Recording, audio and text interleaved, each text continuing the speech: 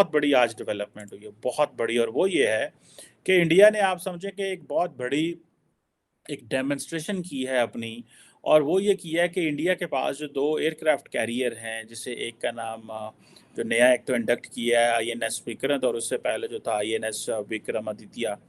अब और उसके ऊपर तकरीबन उसके इर्द-गिर्द आप देखें, ये 2 एयरक्राफ्ट कैरियर्स हैं, मल्टीपल वॉरशिप्स हैं, सबमरीन्स हैं, इसके ऊपर कोई 35 एक जहाज़ खड़े हुए हैं। ये अरेबियन सी के अंदर आप अगर देखें तो they have made their ingress, वो पे आए हैं। एक बड़ी खबर ये है कि इंडिया ने अमेरिका को नो कह दिया है नेटो का मेंबर बनने के लिए। 2014 में इंडिया की डिफेंस एक्सपोर्ट्स थी 1941 करोड़, जो 2021 में बढ़कर हो गई 11,607 crore. That's a staggering 500% growth. को बेसिकली इंटरनेशनल अगर आप देखें जो एयरक्राफ्ट कैरियर्स हैं, इनके बारे में पढ़ें तो इनको या तो कहा जाता है they are called as selling cities, या फिर इन्हें फ्लोटिंग एयरफील्ड्स भी कहा जाता है। दालों की पैदावार कम हो गई और तरसीलात ज़र कम हो गई, टेक्सटाइल की बरामदात बहुत कम हो गई, लेकिन गधों की तादाद बढ़ गई। और मैरीटाइम पावर प्रोजेक्शन, ये पावर प्रोजेक्शन करना चाह रहा है अगेंस्ट होम। अरेबियन सी में कौन है? अरेबियन सी में इंडिया का सबसे बड़ा हरीफ पाकिस्तान है। नमस्ते दोस्तों, जय हिंद। हिंदुस्तान स्पेशल में आपका स्वागत है दोस्तों। भारतीय नौसेना लगातार राष्ट्रीय हितों की रक्षा के लिए संकल्प और दृढ़ता के साथ विकसित हुई है।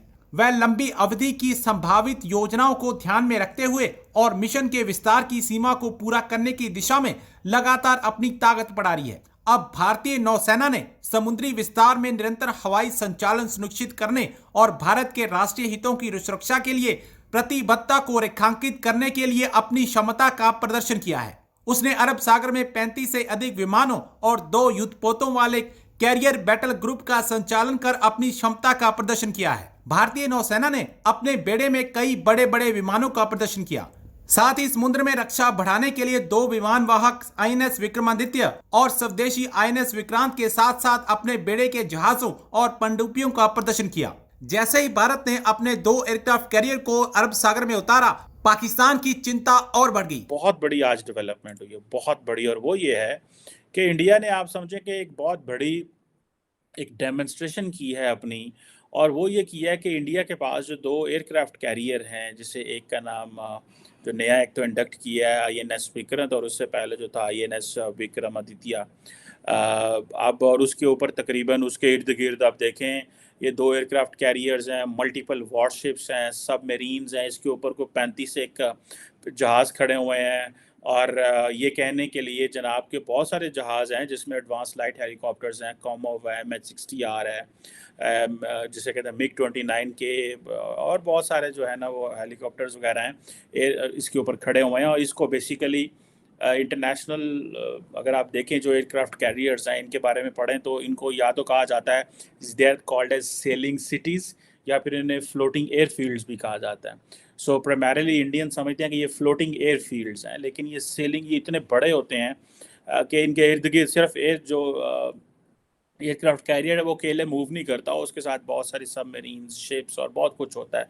उसके ऊपर भी सारी बात है, बहुत जहाज़ होते हैं, सो उसकी बड़ी कैपेसिटी है। लेकिन इन्होंने ये जो 2 एयरक्राफ्ट कैरियर्स हैं, ये गए किधर हैं?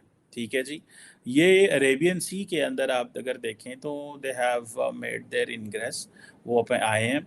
और वो जो इंडियन नेवी के स्पोक्स पर्सन हैं कमांडर विवेक साहब, उन्होंने कहा है कि इसका मकसद जो है ये एक इंडियन नेवी को एक मैरीटाइम सिक्योरिटी के हवाले से और मैरीटाइम पावर प्रोजेक्शन, ये पावर प्रोजेक्शन करना चाह रहा है अगेंस्ट होम।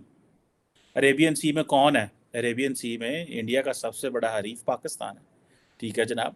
और जब गल्फ़ के ममालिक हो, ओमान हो या यूएई हो, कतर, कुवैत, या जो गल्फ़ ऑफ ओमान वगैरह, ये जो पर्शियन गल्फ़ में जो ममालिक हैं, उनको भी बताना है कि हाँ हाँ भाई, हमारे पास ये 2 बड़े एयरक्राफ्ट कैरियर हैं। साथ में अफ्रीका को भी मैसेज देना है, क्योंकि अगर इन्होंने चाइना को मैसेज देना होता तो चाइना के तो they should have gone in Bay of Bengal और उधर जाते, उन जगहों पे जाते, लेकिन उन्होंने पाकिस्तान को एक मैसेज दिया है कि भाई हम अब यहाँ पे खड़े हैं। भारत के जो मिनिस्टर फॉर एक्सटर्नल अफेयर्स हैं डॉक्टर जयशंकर ने कहा है कि जो नेटो की बात अमेरिकन्स कर रहे हैं, रिसेंटली आपको याद होगा कि अमेरिका की जो एम्बेसडर थी नेटो के लिए, उन्होंने कहा था कि हम नेटो को एशिया में लेके जाना चाहेंगे और अगर इंडिया इसका हिस्सा बनना चाहे तो दे आर मोस्ट वेलकम। लेकिन डॉक्टर जयशंकर ने कहा है कि जो नेटो का टेम्पलेट है, जो नेटो का मॉडल है, वो इंडिया को फिट नहीं आता। और वो इस पे हवाले से हम पहले भी बात कर चुके हैं, क्योंकि आपको पता है नेटो एक नॉर्थ अटलांटिक ट्रीटी ऑर्गेनाइजेशन है जिसका प्राइमरली सोवियत यूनियन से लड़ना और एक आइडियोलॉजिकल किस्म की लड़ाई थी और एंड ऑल दैट। अब इंडियंस ये कहते हैं कि हम क्यों उस नेटो का हिस्सा बनेंगे जब हमें पता है कि इस नेटो का one of the aim is to counter Russia. एक बड़ी खबर ये है कि इंडिया ने अमेरिका को नो कह दिया है नेटो का मेंबर बनने के लिए। अमेरिका की तरफ से इंडिया को नेटो का मेंबर बनाने की ऑफ़र की गई थी और इंडिया के external affairs minister doctor Jaishankar की तरफ से नो कह दिया गया है कि नहीं, हम नेटो के मेंबर नहीं बनना चाहते। उन्होंने ऐसा क्यों कहा है?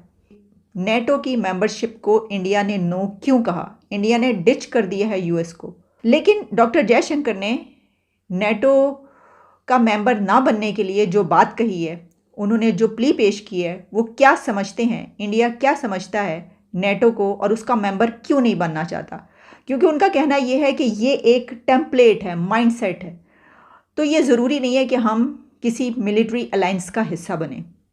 तो इसमें हमें इंडिया की नॉन अलाइनमेंट मूवमेंट नज़र आ रही है। उनकी वो पॉलिसी नज़र आ रही है जिसमें वो किसी के साथ किसी मिलिट्री अलायंस का हिस्सा नहीं बनना चाहते। आप खुद सुनिए कि उन्होंने क्या कहा है।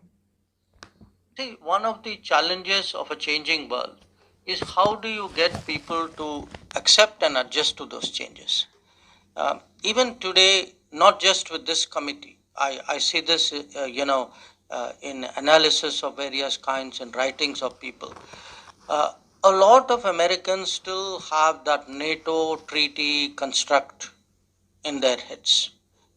So any situation they deal with, they use that like a. It seems almost like that's the only sort of template with which, or only viewpoint with which they look at the world. The reality is that is not a template that applies to India. Yes. This is not suitable for India कि किसी military alliance का हिस्सा बने। अब NATO India को member क्यों बनाना चाहता है और इंडिया उससे इनकार क्यों कर रहा है, ये तो हमने आपको बता दिया। इससे पहले एक प्रोग्राम मैंने किया था जिसमें हमने ये बात की थी कि अमेरिका के साथ इंडिया की जो अलाइनमेंट बन रही है, तो उसमें ऐसा तो नहीं होगा कि हमेशा ही जिस तरह किया जाता है और जैसे पाकिस्तान को इस्तेमाल किया गया अमेरिका की तरफ से, तो ऐसे ही आगे चलकर इंडिया को भी इस्तेमाल किया जाए। क्योंकि अमेरिका का इस वक्त एक बड़ा ऑब्जेक्टिव चाइना को कंटेन करना है। चाइना को काउंटर करने के लिए अमेरिका ये चाहता है कि इंडिया उसका साथ दे। इसकी वजह यह है कि इंडिया एक बड़ा कंट्री है, एक बड़ी इकोनॉमी है, बहुत ह्यूज पॉपुलेशन है, उनके पास मिलिट्री इक्विपमेंट्स और मिलिट्री पावर भी है।